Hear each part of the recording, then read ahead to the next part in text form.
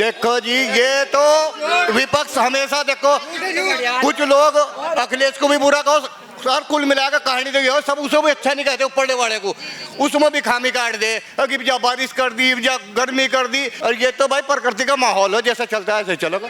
ये तो आड़ू हो रहा मुसलमान तो इस टाइम इसे कोई सी सब्जी में घेर लो, यो ऐसा हो रहा हादसा हो गया। वो ऐसी के साथ में किसकी सरकार है? यहाँ से योगी की सरकार है।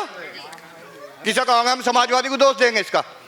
दो मोटरसाइकिल के जनफर भाई खड़े जिनका आप भाषण ले रही थी, इनकी छीनी हुई है सपा सरकार में, रेलवे स्टेशन पर उठी हो देवबंद से। क्या बात कर रहे हैं? आपकी मोटरसाइकिल छीन लिया गया? मेरी मोटरसाइकिल छीन ली पुलिस। क्या बात कर रहे हैं? क्या बात कर रहे हैं जी?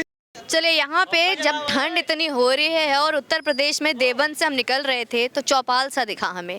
और यहाँ पे जैसे गांव में आसपास लोग सब बैठते हैं, यहाँ पे चाचा ताऊ लोग हमें दिखे हुक्का पीते हुए। और ये हुक्का तो यहाँ की आम बात है, निशानी है। तो बात करते हैं, क्या नाम है आपका चाचा जी? जनफर अब्बास। अब्बास जी, एक बात बताइए, किसकी सरकार बना रहे हैं? जी सरकार तो इनको साइकिल चलेगी। भाजपा की सरकार में गुंडागर्दी खत्म हुई, अन्य गुंडागर्दी चली बोलो। यहाँ पे तो कह रहे हैं कि भाजपा जो है योगी सारे गुंडे हैं। आपका नाम क्या है? बस सड़क तो नहीं। चाचा जी एक बोलने दीजिए हाँ चाचा जी बोलने दीजिए। आपने बोला अब इनकी बारी है, आप बोलिए मैं जगह बोलने दे रहे। बोलने दीजिए। देखिए चाचा जी को बोलने। तो यहाँ पे हमने ये भीड़ देखी, यहाँ पे इनका मानना है कि जी ये जो कल हादसा हो गया वो ऐसी के साथ में किसकी सरकार है? यहाँ से योगी की सरकार है। किसा कहोगे हम समाजवादी को दोष देंगे इसका?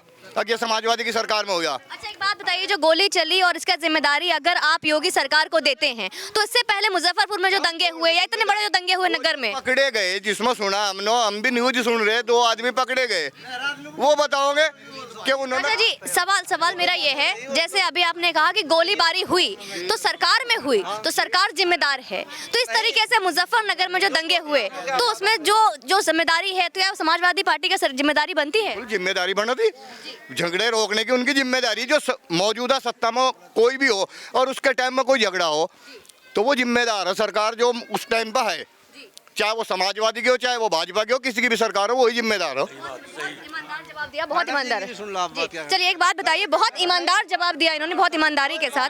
तो एक बात बताइए चाचा जी जी एक बात बताइए, आप क्या बोलना चाहते हैं?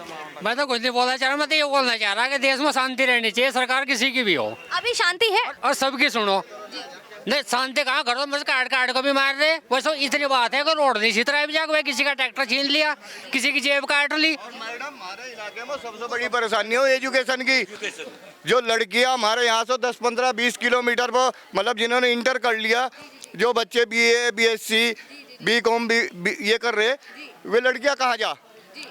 हमारे सब मैंने तो सुना है कि यहाँ पे तो दारुल उलूम सबसे बड़ा शिक्षा संस्थान विश्व में लोकप्रिय है। लड़कियों, वो दारुल उलूम लड़कियों को शिक्षा दे और वो कोई ये क्या नाम दुनियावी शिक्षा दे, वे तो अपनी दीनी शिक्षा दे।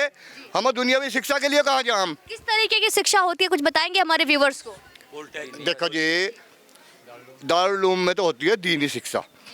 जहाँ शिक्षा क्या होती है हमें बताइए। दीनी शिक्षा होती है अपने मजहब के बारे में जानकारी देना, धर्म के बारे में जानकारी दी जा, वहाँ से अच्छे बुरे की तमीज सिखाई जा। वहाँ तो ये है तुम्हें।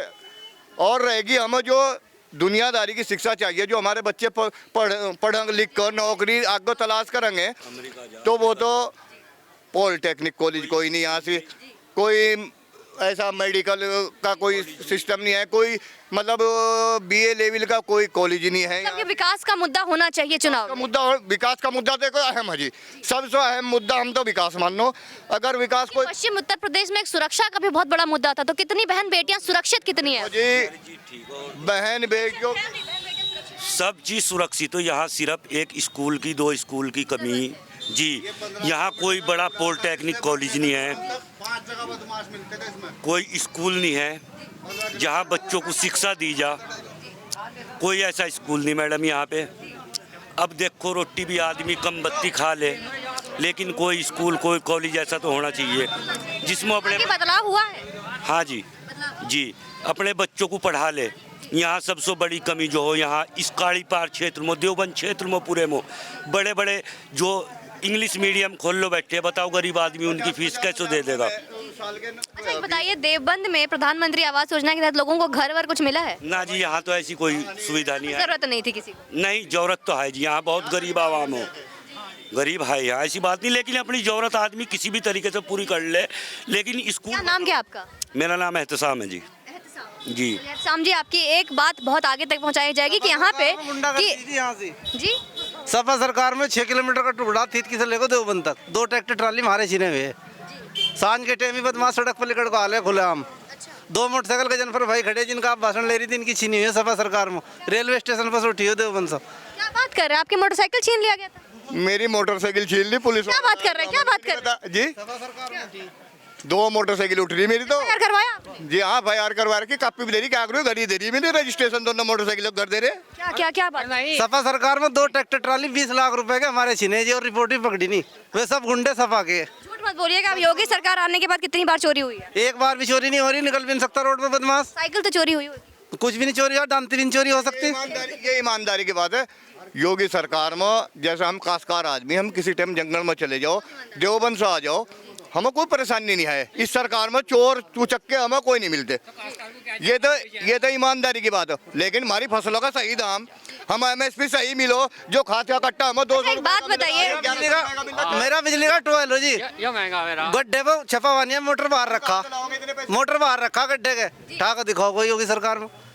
और इस रोड पर लूट मचाई, शाम से 8 बजने के बाद लूट चालू हो जाती। लेको थीतकी से देवबंद तक 15 किलोमीटर के टुकड़े में देवबंद से लेको बड़ले तक 20 लाख रुपए के 2 ट्रैक्टर ट्राली छीने, कितना मोटा नुकसान हो। हम तो ओटी से देंगे योगी, जिसमें हम सुरक्षित। पहले लूटते थे, जो सारे उठाते थे, चोरी करते थे, वो कहाँ गए? वो सब भट में मिल दिए योगी जी ने, धरती में तार दिया उन्होंने। अच्छा सही बताइए। जब ये 2 ट्रैक्टर ट्राली छीन रहे थे, फिर ये मतलब पुलिस मासी चौकी में गए, चौकी वाले हो रही नहीं, ऊपर तो डांट रहे। चौकी वाले क्या डांट रहे थे, क्या बोल रहे थे? घर जो अपने में मिले गए थे गुंडो तो भाई जो अपने घर वे पंटो थे। ये पुलिस ने तो छिनवाए। ये तो योगी जी ने भट में मिल ले, योगी जी ने मिल ले, तो भट में पुलिस वालों से मिलकर तो चोरी हो रही है। छोटे से बड़ा गुंडा भीतर पड़ा। अभी हमारे यहाँ 2 भैंस खुली 4 महीने पहले। भैंस खुल गई चाचा की? हाँ खुली जी। मैं चाचा के पास ये बहुत बड़ी अच्छी बात है। साइकिल चलेगी, क्या कारण इस बार साइकिल चल रही है?